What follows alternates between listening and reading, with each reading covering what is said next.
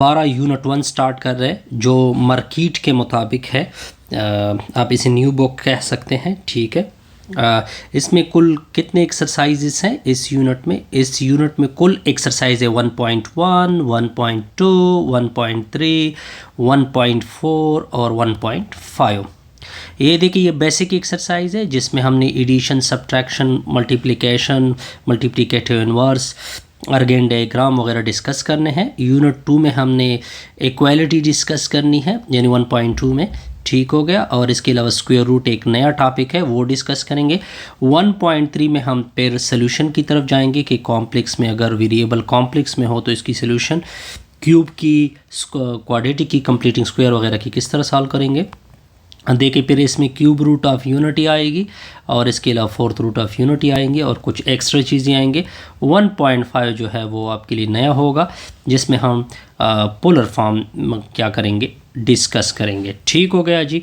अच्छा जी, ये चीज़ तो क्लियर हो गई। अब क्या कहते हैं, अब इसको थोड़ा सा इंट्रोडक्शन को रिवाइज करते हैं।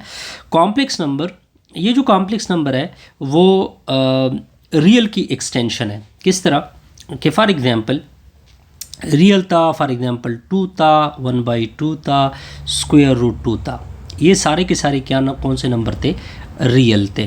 फिर हमने इसके साथ जोड़ दिया एक और आयोटा वाली नंबर, यानी 2 प्लस आयोटा, 1/2 प्लस 3 आयोटा। देखिए, पहले रियल था, फिर हमने एक्सटेंशन किसकी सूरत में दी थी? प्लस की फॉर्म में भी दे सकते हैं, नेगेटिव की फॉर्म में भी दे सकते हैं। फिर ये कौन सा नंबर आ जाएगा? कॉम्प्लेक्स नंबर आएगा। ये हमने क्यों डिस्कस किया? ये हमने इस वजह से डिस्कस किया क्योंकि डेली लाइफ में इसकी बहुत सारी प्रैक्टिकल एग्जाम्पल है। इस वजह से हम इस यूनिट को क्या करते हैं, डिस्कस कर सकते हैं, ठीक है। इसमें जो ये नंबर आया है ये एक प्रॉपर रीज़न की वजह से आया है, क्योंकि जब मैंने -1 का स्क्वायर रूट निकाला तो वो रियल में मौजूद नहीं था। अब आपको एक और नंबर ईजाद करने की ज़रूरत थी, तो वो हमने किस फॉर्म में ईजाद किया? आयोटा की फॉर्म में ईजाद किया, ठीक हो गया। तो इस वजह से हमने इसको कहा कि ये क्या है, एक्सटेंशन आ गई। क्या आ गई जी? एक्सटेंशन आ गई। इसके अलावा आप सबके साथ बहुत सारे नंबर है, पॉजिटिव नंबर है, नेगेटिव नंबर भी हो सकते हैं, ठीक है। और क्या है, रियल नंबर। इसका जो मेन सबसे बड़ा नंबर जो है वो कौन सा नंबर है? रियल नंबर है।